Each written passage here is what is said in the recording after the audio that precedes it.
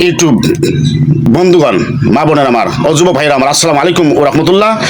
সামনে শুক্রবার আমরা মুসলিম, আমরা মসজিদে যাই। মা বোনের আমার, যাদের সন্তান ঘরের মধ্যে যুবক সন্তান, আপনি সন্তানকে মসজিদে যাওয়ার জন্য নামাজের কথা বারবার বলা দরকার। মা হিসেবে মায়েরা আমার সন্তানকে মসজিদে পাঠিয়ে দাও, তবু মসজিদে যাও, তবু নামাজের একটু অভ্যাস হোক, আল্লাহ রাসূলের মহব্বত পয়দা হোক।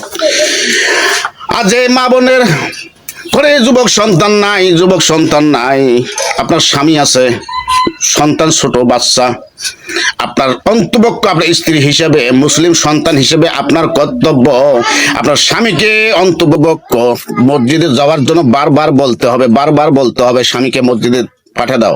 বারবার বলো। যদি না শোনে তাহলে আমার কথাটা আগে শুনবে।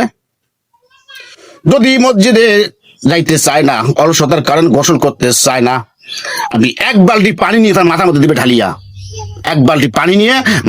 ঢালিয়া, আপনার কি বিচার করে আপনার ওই এলাকার লোক, আমাকে ডাকবেন, আমি যাব।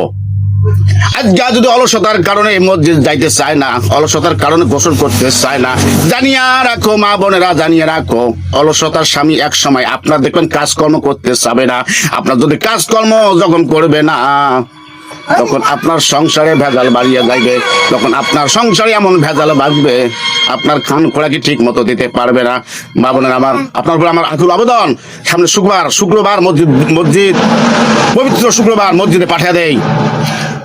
এই আজকে আপনাকে আমি কিছু সংক্ষিপ্ত কথা বললাম, বলতে হলে আপনার ক্ষমা করে দেবেন। আপনার স্বামীকে, আপনার যুবক সন্তানকে মসজিদে পাঠিয়ে দাও, যেমন সালাত নামাজ কায়েমের জন্য অভ্যাস করে দাও।